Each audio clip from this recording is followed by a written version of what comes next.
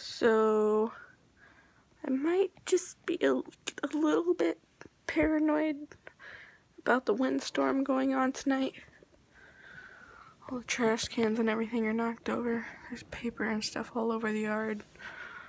I tied the curtains together for a reason I'm not going to explain right now. This window it has a hole in it right here from fireworks last year, and we still haven't fixed it. Usually there'd be a TV right there, gaming system right there, a bunch of stuff piled on. Yeah, you see the paper blowing. It's kind of stuck to the ground now, but I have a bunch of junk on here along with the TV, a painting behind the TV, a painting right here, and the curtains would all be draped down just fine. Yeah.